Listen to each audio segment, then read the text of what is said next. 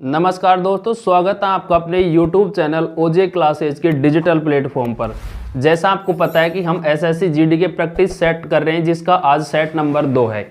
कल हमने SSC GD का जो सेट नंबर 1 था वो कल हमने कंप्लीट किया था, जिसमें हमने मैथ के कंप्लीट कितने क्वेश्चन किए थे? 20 क्वेश्चन हमने किए थे, जिसमें से आपको जो प्रश्न हमने करवाए थे वो एसएससी जीडी जो 2023 में एग्जाम हुआ है उसी में आए हुए सारे प्रश्न थे।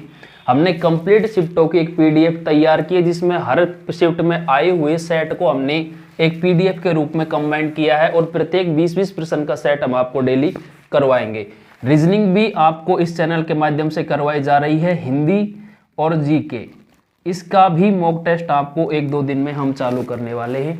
फिलहाल आप रीजनिंग और मैथ के सेट कर रहे हैं। आपको पता है अगर एसएससी का आप कोई भी प्रिपरेशन कर रहे हैं तो एसएससी आपको पता है कि जो प्रीवियस ईयर में जो एग्जाम होते हैं उन्हीं का डाटा उठाते हैं, यानी कि जितना हम मॉक टेस्ट लगाएंगे, जितने हम प्रीवियस ईयर के क्वेश्चन करेंगे, उतना हमारी तैयारी बेहतर होगी। तो इसी को मद्देनजर रखते हुए हमने आपके लिए प्लान सेट किया है। तो चलिए स्टार्ट करते हैं आज का सेशन प्रश्न नंबर 1 से। कल हमने टोटल 1 से 20 तक प्रश्न किए थे, आज हम करेंगे 21 से 40 तक। टोटल नंबर ऑफ क्वेश्चंस की बात करें तो 20 क्वेश्चन आज होने वाले हैं, 20 ही हमने कल किए थे। इस प्रकार हम डेली 20-20 प्रश्नों के सेट करते रहेंगे और इसी प्रकार हमारी तैयारी को आगे बढ़ाते रहेंगे। चलिए देखते हैं प्रश्न नंबर 21, जो आज का पहला प्रश्न रहेगा। और नंबरिंग की बात की जाए तो ये 21 नंबर होगा, ठीक है। देखिए प्रश्न क्या है कि जॉन ने एक बैंक से 10% वार्षिक चक्रवृद्धि ब्याज दर पर कुछ राशि उधार ली, जिसके ब्याज के लिए वार्षिक रूप से चक्रवृद्धि समायोजित किया गया जाना था। यदि 4 वर्ष के अंत में 21,961.50 रुपए का क्या करता है भुगतान, तो अपना उधार चुकाया, तो उसने कितनी राशि उधार ली? सीधी सी बात है कि एक व्यक्ति है जॉन, जिसने 10% वार्षिक चक्रवृद्धि ब्याज की दर पर राशि उधार ली और 4 वर्ष के लिए उसने उधार ली और वार्षिक दर पर ली, और अंत में उसने कितने रुपए का भुगतान किया? 21,961.50। तो हमसे पूछा गया है कि उसने कितने रुपए उधार लिए थे। अगर आपने कंपाउंड इंटरेस्ट चक्रवृद्धि ब्याज पढ़ा है तो हमको पता होगा कि रेट कितनी है? 10%। और जो आपका टाइम है वो कितना है? समय है आपका 4 वर्ष, ठीक है।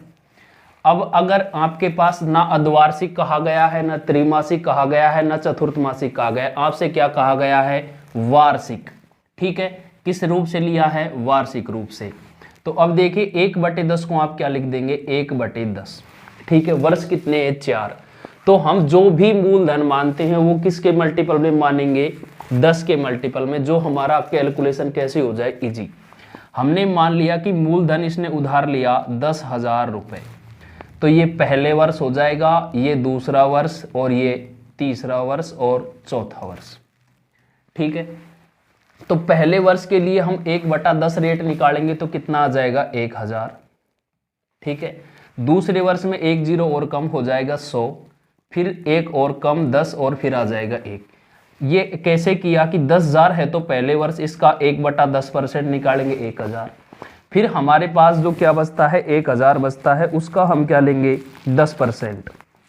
तो अब हमने क्या किया? 1,000 का क्या ले लिया? 10%, 1/10, तो कितना आ गया? 100। इसी प्रकार हमने क्या किया है? 100 का कितना ले लिया? 1/10, 10 आ गया। 10 का भी कितना? 1/10, तो कितना आ जाएगा? 1। ये आपको उम्मीद करता हूं समझ आ गया होगा।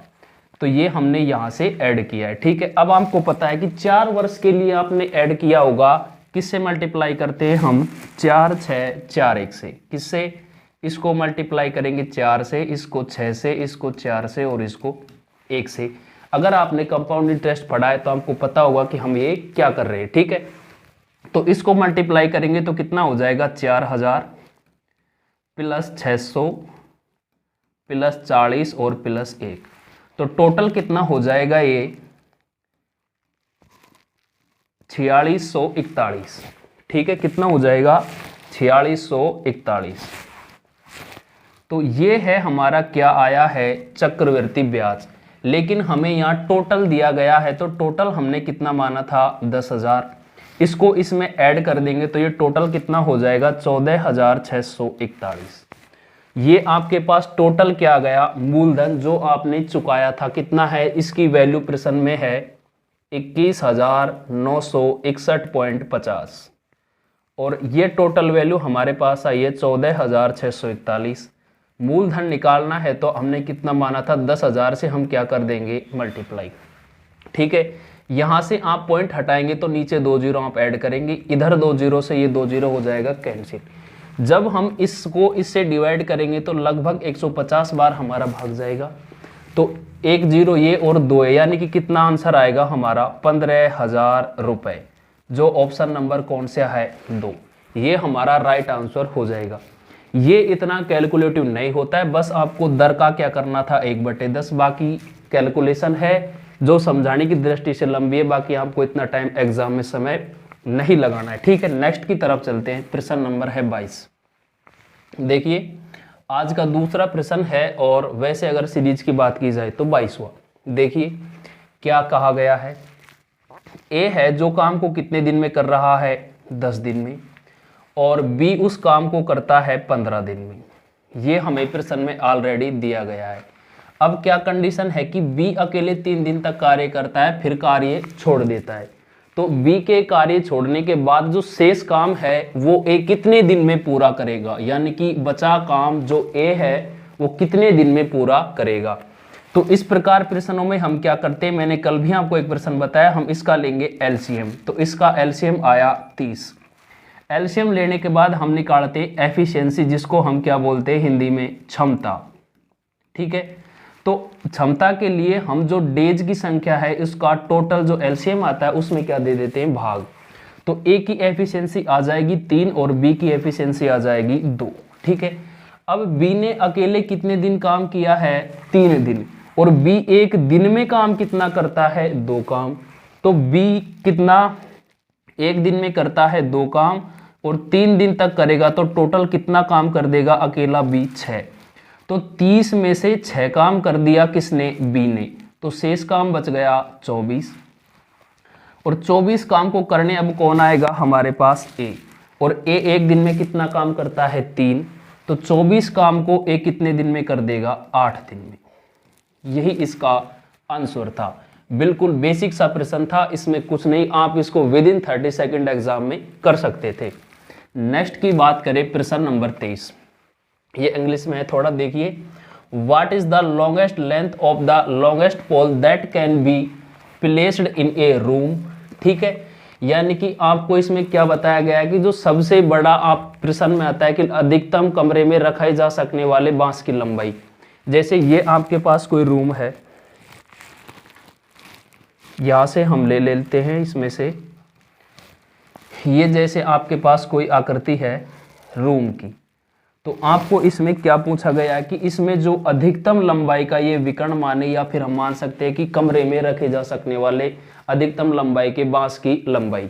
ठीक है, तो इसकी आपको क्या निकालनी है, लेंथ आपको इसकी निकालनी है। ठीक है, तो इसको हम कैसे करेंगे, देखिए यहां आपको पता है कि कमरे में रखे जा सकने वाले अधिकतम लंबाई की बांस की लंबाई का एक फॉर्मूला होता है, वो क्या होता है, वो देखिए वो होता है हमारा √L²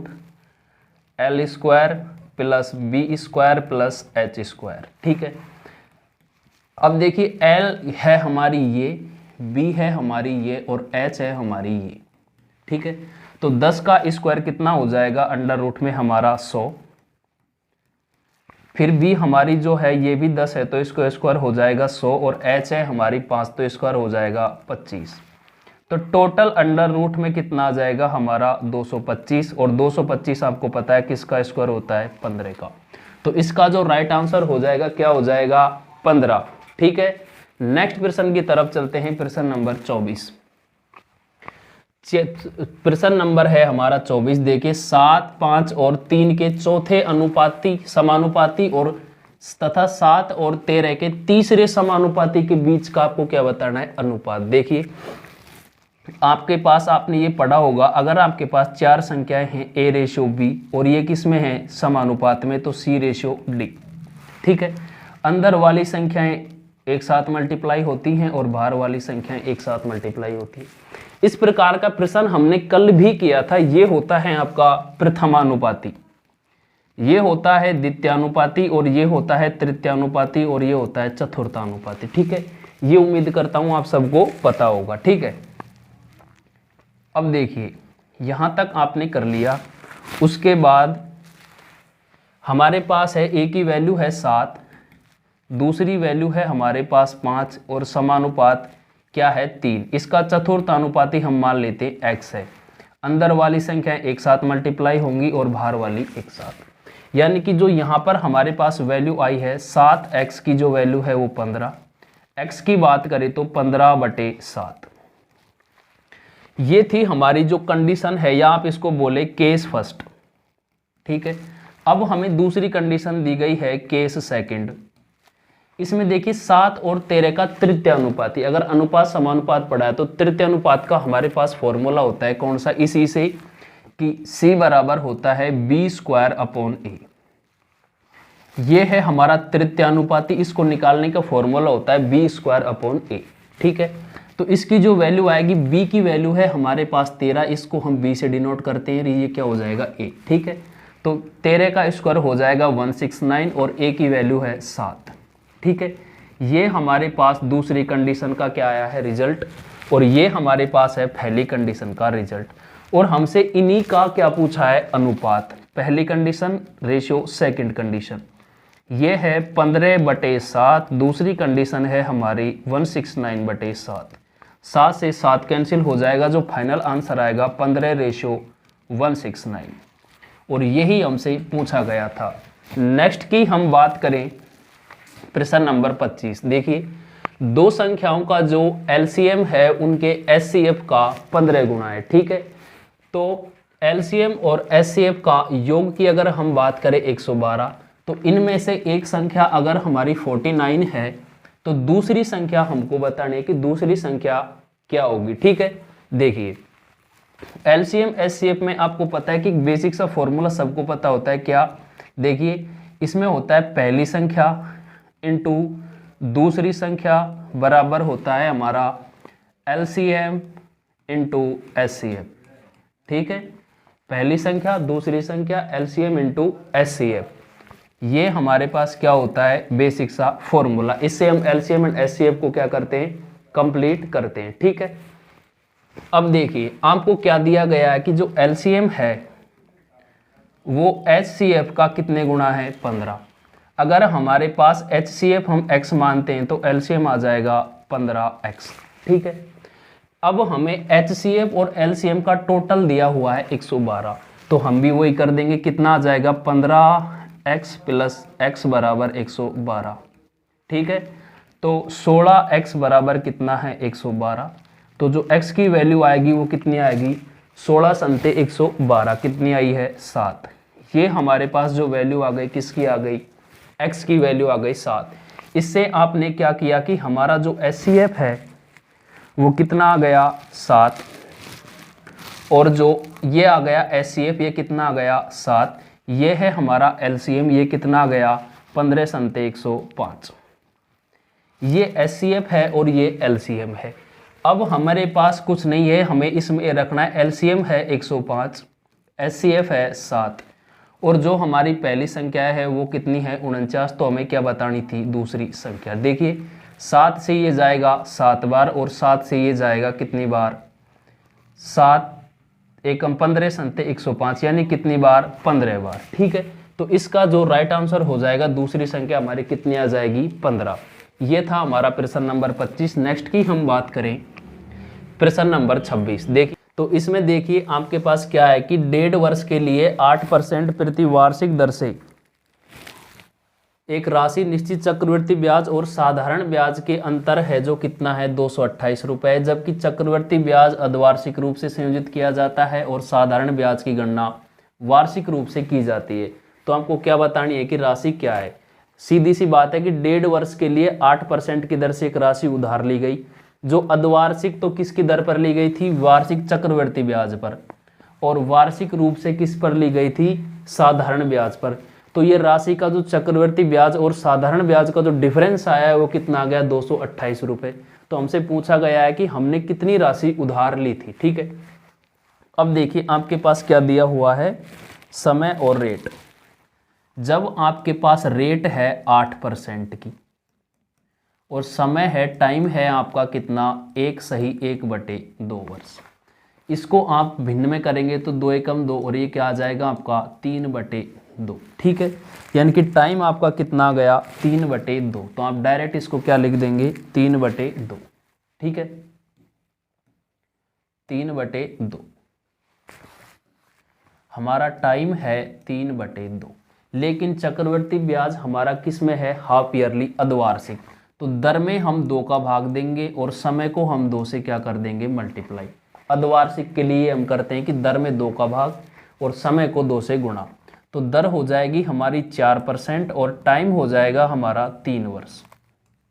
ठीक है, यानी कि 3 वर्ष के लिए दर हमारी सेम रहने वाली है। देखिए ये है हमारा पहला वर्ष, ये है दूसरा वर्ष और ये है तीसरा वर्ष। इसको हम अगर ट्री मेथड के अलावा चक्रवृद्धि ब्याज अलग निकालेंगे, साधारण ब्याज अलग, तो कैलकुलेशन इतनी कैलकुलेटिव हो जाएगी कि एग्जाम में कर पाना लगभग इम्पॉसिबल है। ठीक है, कि आपका टाइम कम से कम 5 से 6 मिनट उसमें जाएगा। ट्री मेथड में आपको पता है कि उसी में चक्रवृद्धि ब्याज निकल जाता है, उसी में साधारण ब्याज, उसी में दोनों का अंतर। तो ये मेथड सबसे बेस्ट होता है। ठीक है, तो पहले वर्ष के लिए रेट है 4%, दूसरे वर्ष के लिए भी रेट 4% और तीसरे वर्ष के लिए भी रेट है 4%। अब हम जो अमाउंट है, यानी कि हमने कितना ले लिया, माना 10,000 रुपये हमने लिए थे उधार। ये हमने मन से माना है, आप कुछ भी माने, 100 माने, 1000 माने, 2000, 10,000, 5,000, जो आपका मन करे आप वो इसे मान सकते हैं। तो इसके अगर हम 4% की बात करें पहले वर्ष के लिए, तो 4% में हमारा कितना आ जाएगा, 10,000 का 4% होता है 400। ठीक है, पहले वर्ष 400, इस बार भी हम 400 और 400, यानी कि तीनों वर्ष पहली बार कितना सेम लगेगा। अब अगली सेकंड वर्ष में इसका भी कितना 4%, तो कितना आ जाएगा 16। फिर इसका यहाँ भी क्या लगेगा 4%, 16। तीसरे वर्ष में इसका भी क्या लगेगा 4%, 16, और इसका भी 4% कितना लगेगा 0.64। ठीक है, अब ये आपको पता है कि ये टोटल होता है साधारण ब्याज। ठीक है, और इसको इसमें ऐड कर देते तो क्या आ जाता है चक्रवृद्धि ब्याज। लेकिन ये क्या होता है, दोनों का नीचे जो आती है वो होता है डिफरेंस। तो यहाँ डिफरेंस है 1632 और 1648.64। ये टोटल क्या आ गया अंतर, और इसको अगर इसमें जोड़ देंगे ऊपर वाले 1200 में तो कितना आ जाएगा ये चक्रवृद्धि ब्याज 1248.64। ठीक है, इससे तीनों चीज हम निकाल सकते हैं। 1200 अगर ऊपर वाले को ऐड करते हैं तो ये हमारा क्या आता है एसआई सिंपल इंटरेस्ट। सबको जोड़ते हैं 1248.50 64 तो टोटल क्या है कंपाउंड इंटरेस्ट है, और ये हमारा जो 48.64 है वो क्या है हमारा डिफरेंस। ठीक है, तो इससे हम तीनों चीज़ें एक साथ क्या कर सकते हैं कैलकुलेट कर सकते हैं। ठीक है, तो ये तरीका सबसे क्या होता है बेस्ट होता है। ठीक है, तो ये हमने क्या निकाल लिया है 48.64 और इसकी वैल्यू प्रश्न में कितनी दी हुई है 228। किसकी वैल्यू है 48.64 की। ठीक है, और मूल्य हमने कितना माना था मूलधन 10,000 रुपये। ठीक है, यहाँ से हम पॉइंट हटाएंगे तो इधर 2 जीरो आप और ऐड कर देंगे। ठीक है, इसको आप डिवाइड करेंगे 4 पंजे 20 और 4 संते 28, 4 एकम 4, 4 दूनी 8 और 4 छक्की 24। ठीक है, इसको आप डिवाइड करेंगे 19 से, 19 तिये 57 और 19 छिकी 114 और 19 छिकी 114 कितने बच गए 7। 19 चौके 19 दूनी 38, 57, 76, 19 चौके कितना आ जाएगा 76। ठीक है, 64। इसको आप पुनः 4 से डिवाइड करेंगे तो कितना आ जाएगा 16, इसको करेंगे तो ये आ जाएगा 25। ठीक है, अब देखिए यहाँ पर आप इसको पुनः डिवाइड करेंगे 4 बार और इसको 4 से करेंगे तो 2500। ठीक है, अब 4 से आप इसे पुनः डिवाइड करेंगे 4 छिकी 24, 1 4 दूनी 8 और 4 पंजी 20। यानी कि अब हमें लास्ट में क्या मल्टीप्लाई करना है 3 × 625 × 25। ठीक है, अब देखिए आपको ज़्यादा कैलकुलेशन नहीं करनी, केवल इकाई अंक देखना है। 55 25 और 5 तिये 15, इकाई डिजिट बन रहा है 5, जो कि एक ही ऑप्शन में है और यही आपका क्या हो जाएगा, राइट आंसर। एसएससी जीडी हो या कोई भी एग्जाम अगर आप दे रहे हैं तो आपको पता है कि एग्जाम में 1 से 2 या फिर 3-4 प्रश्न ऐसे आते हैं जो कैलकुलेटिव होते हैं। हमको लगता है कि हम इनको कर भी सकते हैं, लेकिन हमारा टाइम इनमें क्या जाता है, ज़्यादा। ठीक है, ये उसी प्रकार का एक प्रश्न था। नेक्स्ट प्रश्न है, देखिए अब ये प्रश्न हमारे टाइम बचत करने के लिए, जो प्रश्न पहले वाले में टाइम ज़्यादा लगा था एग्जाम में, वो इसमें क्या हो जाएगा, कम हो जाएगा। कैसे, देखिए बीमारी की वजह से एक व्यक्ति का भार 1 महीने में 80 किलोग्राम से घटकर कितना हो गया, 64 किलोग्राम। तो उसके भार में कितनी कमी आई, देखिए पहले उसका जो वेट था वो कितना था, 80 किलोग्राम, लेकिन वो बीमार हो गया और उसका वजन हो गया 64 किलोग्राम। ठीक है, अब इसके भार में कमी कितने की आई है, 16 की, यानी कि 16 किलोग्राम वजन उसका कम हो गया। तो 16 कम कितने पर हुआ है, 80 पर। तो हम और परसेंटेज के लिए क्या कर देंगे, 100 से मल्टीप्लाई, 16 पंजे 80 और 20 पंजे 100, यानी कि भार में जो कमी आई है कितनी आई है, 20%। विद इन 10 सेकेंड आप इसको एग्जाम में कर सकते थे। नेक्स्ट प्रश्न की हम बात करें 28। देखिए एक दुकानदार 12% के लाभ पर सामान बेचता है और वास्तविक वजन से 15% कम उपयोग में लाता है, तो उसका कुल परसेंटेज लाभ 10.2 स्थान तक हमको क्या करना है, ज्ञात करना है। देखिए वेरी सिंपल है, यहाँ दुकानदार था, उसने किसी वस्तु का मूल्य है 100 रुपये, ठीक है, लेकिन वो 100 की जगह वस्तु को बेचता है 12% लाभ पर, तो 112 रुपये में वो क्या कर रहा है, सेल कर रहा है, बेच रहा है। लेकिन वजन में मान लीजिए 100 रुपये का वो कितना तोल रहा है, 1000 ग्राम। ठीक है, इस 1000 ग्राम में वो कितने ग्राम कम तोल रहा है, 15 ग्राम, यानी कि अगर यहाँ इसकी वैल्यू देखी जाए तो कितना कम कर रहा है, 85 की, यानी कि कितने ग्राम कितना कम तोल रहा है, 15 ग्राम कम तोल रहा है। ठीक है, तो यहाँ पर 85 की चीज को बेच कितने में रहा है, 112 में। ठीक है, यानी कि उसने टोटल खरीदी है 85 की और बेच 112 में रहा है, तो कितने का लाभ ले रहा है, इस पर जो लाभ ले रहा है वो ले रहा है 27 रुपए का। ठीक है, 85 में खरीद रहा है और 112 में बेच रहा है, तो 27 रुपए का लाभ कितने पर ले रहा है, 27 का ये ले रहा है लाभ, प्रॉफिट कितने पर, 85 पर। ठीक है, और परसेंटेज के लिए आप 100 से क्या कर देंगे, मल्टीप्लाई। ठीक है, 17 पंजे 85 और 20 पंजे 100। ठीक है, 27 दूनी 54, यानी कि 540/17। अब ये जो कैलकुलेशन है किस में जाएगी, पॉइंट में। 17 तिये 51, 3 है 2 जगह, ये तो आपके ऑप्शन कट गए। ठीक है, 17 तिये 51 और आपका क्या बच गया फिर बाद में 3 और 0, 17 एकम 17, 31 पॉइंट। तो यानी कि ये भी हमारा ऑप्शन कैंसिल हो गया। अब हमारा जो फाइनल आंसर आएगा 31.76, यही हमारा क्या हो जाएगा, आंसर हो जाएगा। अगर आप एसएससी जीडी की अच्छी तैयारी कर रहे हैं तो आप प्रतिदिन मॉक टेस्ट लगाएं। अगर चैनल पर आप पहली बार विजिट कर रहे हैं तो चैनल को भी सब्सक्राइब जरूर करें। इसकी पीडीएफ भी हमारा जो टेलीग्राम चैनल है वो भी ओजीए क्लासेज के नाम से है, ओजीए क्लासेज। उस पर आपको इसकी कंप्लीट पीडीएफ भी मिल जाएगी और सेट वाइज पीडीएफ भी आपको मिल जाएगी। ठीक है, वहां से आप डाउनलोड कर सकते हैं। नेक्स्ट बात करें, प्रश्न नंबर है 29। देखिए संख्या 350 में 20% की वृद्धि और फिर 25% की कमी की जाती है, तो इस प्रकार बनने वाली संख्या ज्ञात कीजिए। देखिए जो मैथ का पोर्शन था इस सेट में, देखिए पहले जो प्रश्न आ रहे थे वो थोड़े कैलकुलेटिव और लॉन्ग आ रहे थे मेथड उनका। ठीक है, लेकिन अब देख रहे हैं आप 3-4 प्रश्न फिर वो कैसे आ रहे हैं, बिल्कुल शॉर्ट और इजी वे वाले। ठीक है, देखिए क्या किया गया इसमें, टोटल संख्या थी आपके पास 350, इसमें 20% की वृद्धि, तो आपको पता है कि संख्या अगर आपके पास 100 है, इसमें आप प्लस क्या कर रहे हो, 20%, तो 100 का 20% 20 हो जाएगा, संख्या आपकी कितनी हो जाएगी, 120। या फिर 20% को आप किस में कन्वर्ट कर सकते हैं, फ्रैक्शन में, कितना, 1/5, यानी कि 5 पर 1 की वृद्धि कितना हो जाएगा, टोटल 6/5। सो अगर हमारे पास डाटा छोटा है, इजी है, तो हम 100 मान के करेंगे। अगर फ्रैक्शन ज़्यादा थोड़ी लंबी है, फिर सवाल कैलकुलेटिव है, तो हम किस में करेंगे, फ्रैक्शन में। तो यहाँ हमारा टोटल कितना बढ़ गया, 20%, तो 120/100, फिर पुणे क्या कर रहा है, 25% की कमी, तो 100 में से 25 की कमी 75/100, ठीक है। 20 छिकी 120 और 20 पंजे 100, 25 तिये 75 और 25 चौके 100, ठीक है। 5 से आप इसको डिवाइड कीजिएगा, 5 सत्ते 35, ये जाएगा 2 दूनी 4 और 2 तिये 6 और 35 दूनी 70, यानी कि 35 × 9 आपको फाइनली क्या करना है, 35 × 9, 9 पंजे 45, इकाई अंक 5, एक ही ऑप्शन है। तो आपको एग्जाम में ये बात इंपॉर्टेंट याद रखनी है कि आपको हरदम जो राइट आंसर आता है, आपका फाइनल रिजल्ट आता है, उसमें आप लोगों को क्या करना है, आपको पूरा जो कैलकुलेशन है वो लास्ट में नहीं करनी, केवल इकाई डिजिट से आपको क्या करना है, सॉल्व करना है। नेक्स्ट प्रश्न की हम बात करें 30 की।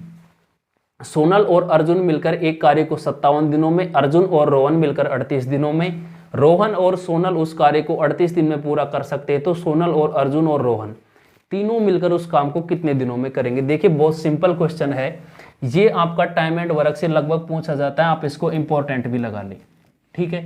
यही टाइप टाइम एंड वर्क से पूछा जाता है। देखिए यहां हमारे पास है सोनल S, अर्जुन है A और आपके तीसरा दिया गया है रोहन R, ठीक है। यानी कि देखिए सोनल और अर्जुन मिलकर कार्य को करते हैं 57 दिनों में, ठीक है। नेक्स्ट है हमारे पास अर्जुन और रोहन, अर्जुन प्लस रोहन मिलकर कार्य को कितने दिनों में कर देते हैं, 38 दिनों में, ठीक है। नेक्स्ट है हमारे पास कौन सा, सोनल और अर्जुन मिलकर उस कार्य को ये भी कितने दिनों में करते हैं, सोनल और अर्जुन मिलकर 38 दिनों में, रोहन प्लस सोनल ये भी कितने दिनों में कर देते हैं, 38 दिनों में। तो वही सेम है, आपको इसका क्या लेना है, एलसीएम लेना है।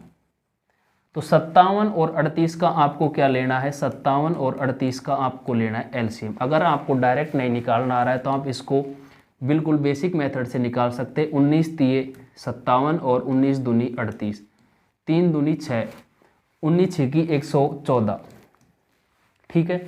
ये आपका क्या आ जाएगा, एलसीएम आपका आ जाएगा। आप इससे क्या निकाल सकते हैं, एलसीएम डायरेक्ट, अगर आपको नहीं आ रहा है तो, ठीक है। अब देखिए एफिशिएंसी के लिए इसका हम इसमें क्या देंगे, भाग देंगे। ये था 57, इसमें हम क्या देंगे, एफिशिएंसी के लिए भाग दे देंगे, ठीक है, इसका इसमें। तो कितनी बार जाएगा, 2 बार, और ये कितनी बार जाएगा, 4, 8 तिये 24, 3 बार, ठीक है। 4 और 3, 3 और 2 11, हाँ ये जा रहा है हमारा 3 बार और ये भी 3 बार। तो टोटल हमारे 3 दूनी 6 और 2 8 काम कर रहे हैं। लेकिन वहाँ हम 8 काम करते थे जब सेम था, लेकिन आप देख रहे हैं सोनल भी 2 बार है, अर्जुन भी 2 बार है और रोहन भी 2 बार है। यानी कि ये सारे कितनी बार आ रहे हैं, A, S और R तीनों कितनी बार आ रहे हैं, 2 बार, जब काम कर रहे हैं 8। तो सिंगल वे में हम क्या करेंगे, इसको 4 से डिवाइड कर देंगे, ठीक है। यानी कि ये एक साथ अगर काम करे तो कितना कर देंगे, 4। टोटल काम है 114, तो 4 से आप इसको क्या करेंगे, डिवाइड। 4 दूनी 8, 3, 4 अट्ठे 32, 28.5, यही आपका क्या हो जाएगा, राइट आंसर हो जाएगा, ठीक है। नेक्स्ट की बात करें प्रश्न नंबर 31। 120 मीटर लंबी एक रेलगाड़ी 60 किलोमीटर की चाल से चलते हुए एक पुल को 18 सेकंड में पार करती है, तो पुल की लंबाई ज्ञात कीजिए। देखिए इसमें आपको पता है कि रेलगाड़ी की जो लंबाई है वो कितनी है, 120 मीटर, ठीक है। स्पीड की अगर बात की जाए तो 60 किलोमीटर प्रति घंटा, ठीक है। और टाइम की बात करें तो 18 सेकंड, ठीक है। यहाँ ये मीटर प्रति सेकंड में है और ये किलोमीटर प्रति घंटे में, तो इसको आप किस में कन्वर्ट कर लेंगे, मीटर प्रति सेकंड में। देखिए 120 किलोमीटर की मीटर की क्या है, रेलगाड़ी मीटर की, किलोमीटर नहीं। तो प्लेटफॉर्म की लंबाई भी इसके साथ क्या हो जाती है, जुड़ जाती है, ठीक है। और एक इसकी चाल क्या है, 60 किलोमीटर प्रति घंटे, तब इसको ये कितने सेकंड में पार कर जाती है, 18 सेकंड में। ये किलोमीटर प्रति घंटे में है तो मीटर प्रति सेकंड में बदलेंगे तो 5/18 से क्या कर देंगे, मल्टीप्लाई, ये ऊपर जाकर यहाँ गुणा हो जाएगा 18, ठीक है। यहाँ से आप इसको क्या कर दें, इरेज कर दें। तो 18 से आपका क्या हो जाएगा, 18 कैंसिल, इधर आ गया ये, इससे ये हो जाएगा कैंसिल, ठीक है। तो ये 6 पंजे 30, ये 300 क्या जाएगा इधर, 120 प्लस ये कितना है 300, 60 इंटू 5 करेंगे, ये इधर जाएगा और ये इधर आएगा, तो x की जो वैल्यू आएगी 300 माइनस 120, 180, और यही आपका क्या था, आंसर था, यानी कि प्लेटफॉर्म की लंबाई ये है। नेक्स्ट प्रश्न की हम बात करें 32, एक स्टेशन P से क्यों तक 70 किलोमीटर प्रति घंटे की चाल से और स्टेशन क्यों से P तक 90 किलोमीटर की चाल से जाती है, तो पूरी यात्रा के दौरान आपको क्या बतानी, एवरेज स्पीड। एवरेज स्पीड के लिए हमने कल भी एक प्रश्न किया था, यानी कि औसत चाल। औसत चाल के लिए कल भी हमने फॉर्मूला लिखा था 2 गुणा A इंटू बी बटे A प्लस बी, चालों का गुणनफल बटे चालों का योग। ठीक है, तो पहली चाल है हमारी A 70 किलोमीटर प्रति घंटा और B है हमारी 90 किलोमीटर प्रति घंटा। ठीक है, तो देखिए इसको हम इसमें क्या कर देंगे अप्लाई, 2 70 इंटू 90 और 9 7 16 160। ठीक है, एक जीरो से आपका एक जीरो हो जाएगा कैंसिल और 2 अट्ठे 16। ठीक है, 2 चौके 8 और 35 दूनी 70। ठीक है, ये आपका आएगा 9 पंजे 45, 5 4 9 ते 27 और 4 31 बटे 4, 4 संते 28, 3 4 अट्ठे 32, 78.75। यही एक ऑप्शन में आ रहा है, आपको पूरा करने की जरूरत नहीं है। ठीक है, नेक्स्ट की हम बात करें, प्रश्न नंबर है हमारा 33, एक बेलनाकार टैंक की क्षमता, ठीक है, ये कितनी है 5632 और इसके आधार का जो व्यास है वो कितना है 16 सेंटीमीटर। ठीक है, तो आपको पता है कि बेलन का जो आयतन है वो इसका क्या होती है, क्षमता। तो आपको इसमें क्या पता होना चाहिए, बेलन का आयतन। बेलन का आयतन कितना है, पाई आर स्क्वायर एच। कल भी मैंने आपको बताया था कि सेकंड मैथ के बस आपको फॉर्मूले याद करने, काम उससे आपका हो जाएगा। ठीक है, तो ये आपको इसकी जो वैल्यू दी गई है वो दी गई है 5632। पाई की वैल्यू है 22/7। यहाँ हमारा जो व्यास है कितना दिया हुआ है, ये है व्यास। तो व्यास अगर आपका कितना है 16, तो त्रिज्या r हो जाएगी व्यास की आधी कितनी 8। ठीक है, तो r स्क्वायर यानी कि 8 का स्क्वायर हो जाएगा 64, h हमको निकालनी है। ठीक है, तो देखिए 11 से आप इसको डिवाइड कीजिएगा, 11 दूनी 22, 11 पंजे 55, 1 11 कम 11 और 11 दूनी 22। 4 से आप इसको पुनः डिवाइड कीजिए, 4 एकम 4, 1 4 दूनी 8 और 4 दूनी 8 2 आएगा, 4 एकम 4 दूनी 8 और 4 अट्ठे 32। 4 से ये कट जाएगा 16 बार, 16 से ये कटेगा 8 बार, 16 अंठ्या 128। ठीक है, और इधर ये बचेगा कितना, 2 से 8 जाएगा 4 बार, इधर 7 है जो 4 से क्या होगा ऊपर मल्टीप्लाई, तो 7 चौके कितना आ जाएगा 28 मीटर, और ये हमारा क्या हो जाएगा राइट आंसर। नेक्स्ट की हम बात करें 34 नंबर प्रश्न की।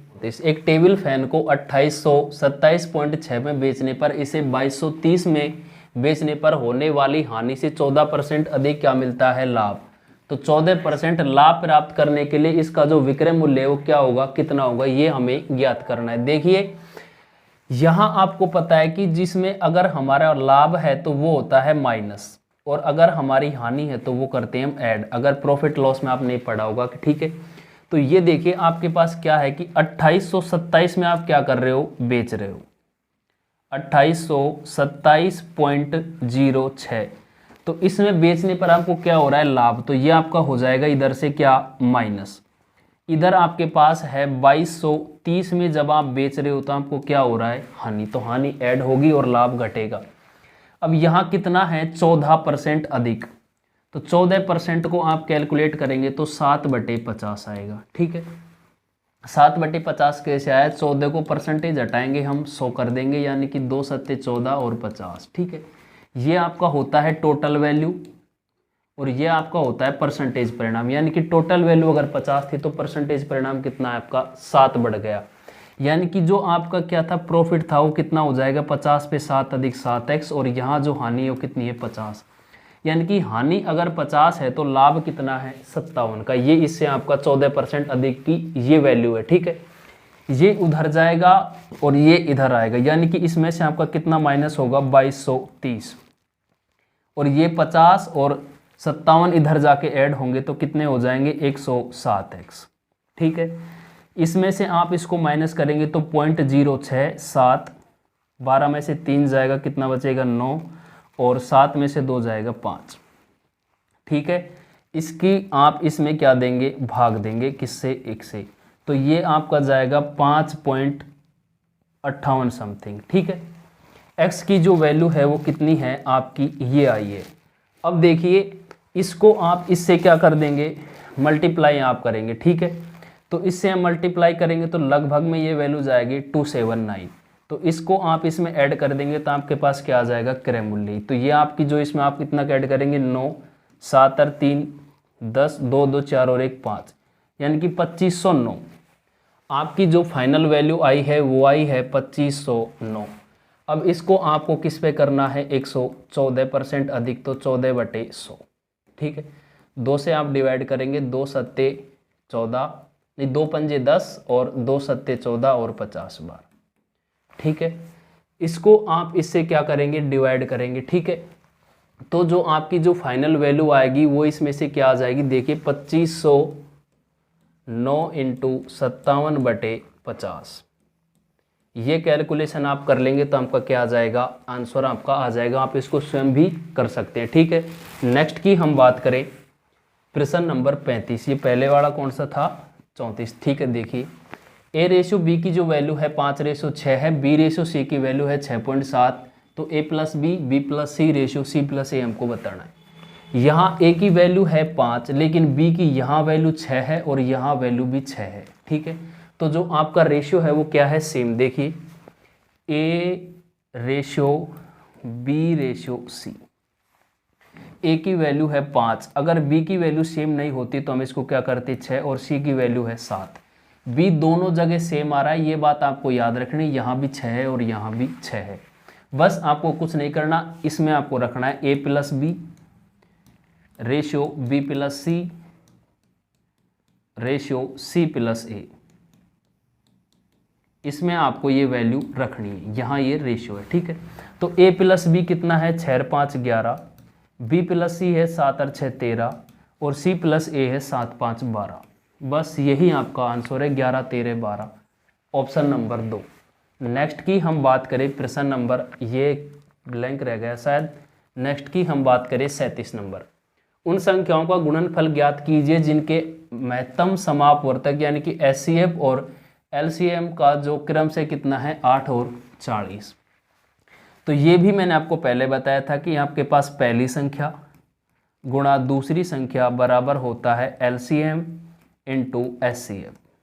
ठीक है, तो आपको पास ओनली क्या पूछा गया है, हमको दोनों संख्याओं का गुणनफल, और हमें ये वैल्यू दी गई, LCM है हमारा 40 और HCF है 8। ठीक है, 8 चौके 32, संख्याओं का गुणनफल होगा साथियों 320। बस कुछ नहीं, बिल्कुल छोटा सा ये क्वेश्चन था। नेक्स्ट की हम बात करें, प्रश्न नंबर है 38। एक कपड़े की दुकान ने शर्ट पर 30% की छूट की घोषणा की और रिवान ने छूट में 810 रुपये बचाना चाहता था। ऐसा करने के लिए उसे शर्ट खरीदनी चाहिए यदि प्रत्येक शर्ट का अंकित मूल्य कितना है, 540 रुपये। यानी कि एक शर्ट है जिस पर 30% का क्या चल रहा है, डिस्काउंट, और उसका जो मार्क प्राइस की अगर हम बात करें तो वो कितना है, 540 रुपये। तो अब ये टोटल शर्ट इतनी कितनी शर्ट खरीद लेता है कि ये टोटल कितने रुपए की बचत कर लेता है, 810 रुपये। इसने कितनी शर्ट खरीदी कि इसने बचत के कितने रुपए कर लिए, 810 रुपये इसने कर लिए। ठीक है, देखिए मार्क प्राइस था शर्ट का 540, इस पर 30% का डिस्काउंट है, यानी कि कितना डिस्काउंट हो गया, 30% आप इसको करेंगे तो कितना आ जाएगा, 3 चौके 12, 2 1, 3 पंजे 15 और 16, 162। ठीक है, यानी कि इसने 162 रुपये की छूट कर ली कितने पर, एक शर्ट पर, और टोटल रुपए में कितने की छूट है, 810 की। तो इसने कितनी शर्ट खरीद ली कि इसने X शर्ट खरीदी कि इसने कितने रुपए बचा लिए, 810। ठीक है, इसका इसमें आप डिवाइड करेंगे तो X की वैल्यू आपकी आ जाएगी 810/162। ठीक है, ये आपका डिवाइड होगा 5 बार, 5 दूनी 10, 5 1 31 1 और 5 और 3 8, सही है, 5 आपका क्या आ जाएगा, राइट आंसर आ जाएगा। ठीक है, नेक्स्ट प्रश्न की हम बात करें 39। एक डीलर ने अपने माल पर क्रय मूल्य से 15% अधिक अंकित करता है और फिर वह 20% की छूट देता है, तो उसका हानि परसेंटेज बताना है।